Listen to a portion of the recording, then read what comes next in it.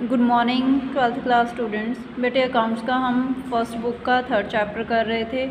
34 तक हमने क्वेश्चंस कर लिए थे। आज हम कर रहे हैं 35th क्वेश्चन।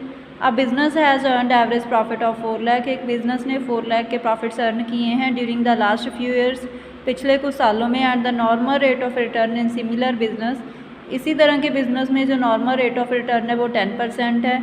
हमने गुडविल की वैल्यू फाइंड करनी है। Capitalization of super profit method and super profit method if the goodwill is valued at 3 years purchase of super profits।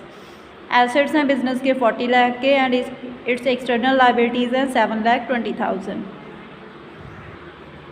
बेटे हमने सुपर प्रॉफिट को कैपिटलाइज करना है तो उसके लिए हमें सुपर प्रॉफिट चाहिए। Super profit equal to average profit minus normal profit. Average profit हमें गिवन है क्वेश्चन में 4 लाख। नॉर्मल प्रॉफिट हमने कैलकुलेट करना है, उसके लिए हमें कैपिटल एम्प्लॉयड चाहिए और कैपिटल एम्प्लॉयड हम कैलकुलेट करेंगे net assets equal to total assets minus outside liabilities. 40 lakh minus 7,20,000 तो आपके पास आ जाएंगे 32,80,000 की कैपिटल आ जाएगी, कैपिटल एम्प्लॉयड आ जाएगी।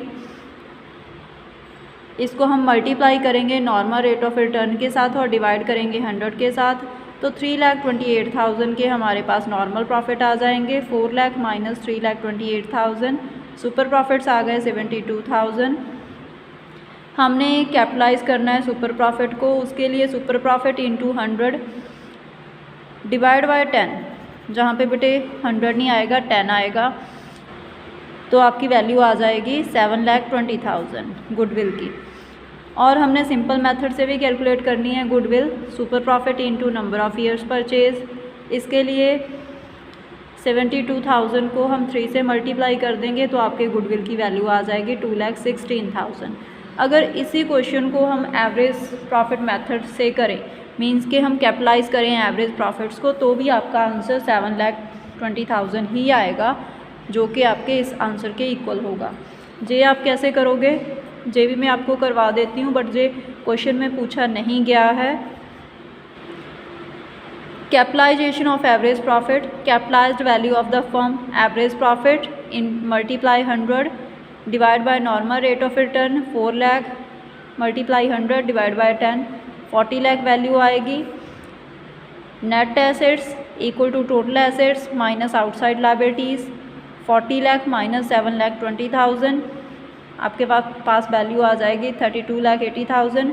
Goodwill capitalized value of the business minus net assets 40 lakh minus 32,80,000, तो आपके पास वैल्यू आ जाएगी 7,20,000। देखो दोनों क्वेश्चंस का आंसर सेम आ रहा है। नेक्स्ट क्वेश्चन है बेटे हमारे पास 36। A firm earns profit of 5 lakh. एक फर्म ने 5 लाख का प्रॉफिट अर्न किया है। नॉर्मल रेट ऑफ रिटर्न है सिमिलर टाइप ऑफ बिजनेस में 10%। टोटल एसेट्स की वैल्यू है हमें दी गई गुडविल को छोड़ के, एंड टोटल आउटसाइड लाइबिलिटीज़ की वैल्यू हमें गिवन है 55 lakh and 14 lakh. Calculate value of goodwill according to capitalization of super profit method as well as capitalization of average profit method.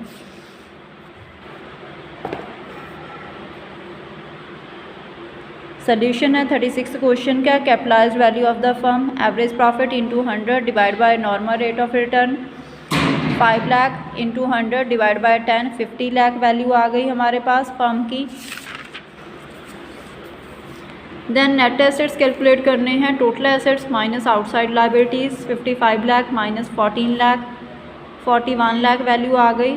Goodwill equal to total capitalized value of the firm minus net assets 50 lakh minus 41 lakh, 9 lakh.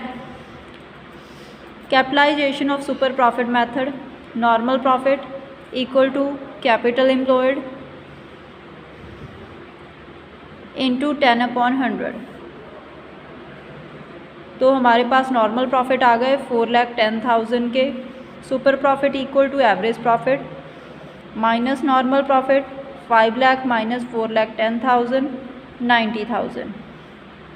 अभी super profit को capitalize करेंगे। Super profit multiply 100 divide by normal rate of return, 90,000 multiply 100 divide by 10, तो हमारे पास जहाँ पे value कितनी आ जाएगी 9 lakh.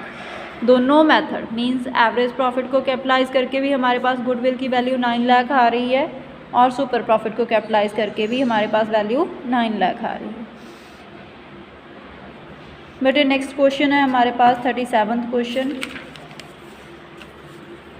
On 1 अप्रैल 2018 को फर्म के पास एसेट्स हैं 1 लाख के। स्टॉक को एक्सक्लूड करके इन्होंने जानबूझ के आपको कंफ्यूज करने के लिए स्टॉक को एक्सक्लूड किया गया है, बट हमने इन दोनों का प्लस लेना है।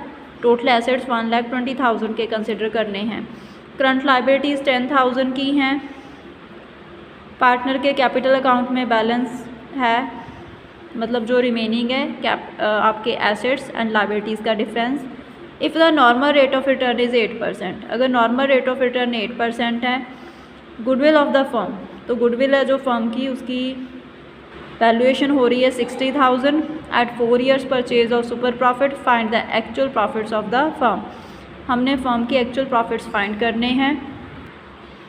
बेटे गुडविल कैलकुलेट करने के लिए सुपर प्रॉफिट को हम नंबर ऑफ़ ईयर परचेज के साथ मल्टीप्लाई करते हैं।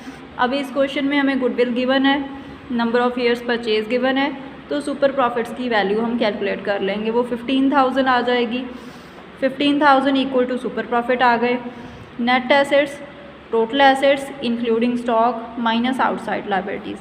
नेट एसेट्स आ गए हमारे पास 1,10,000। नेट एसेट्स को हम कैपिटल एम्प्लॉयड भी बोल सकते हैं।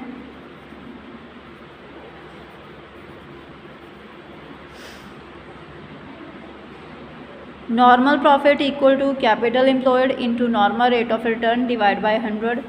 1,10,000 इंटू 8 डिवाइड बाय 100, तो 8,800 आ जाएंगे नॉर्मल प्रॉफिट हमारे पास। Super profit equal to average profit minus normal profit. Super profit हमने कैलकुलेट किए थे जहाँ पे 15,000। एवरेज प्रॉफिट हमने कैलकुलेट करने हैं। क्वेश्चन में एक्चुअल प्रॉफिट्स पूछा गया है। Actual profit means average profit. Minus 8,800, 8,800 इधर माइनस का है तो इधर आके प्लस का हो जाएगा। जी आपके एवरेज प्रॉफिट्स की वैल्यू आ जाएगी 23,800।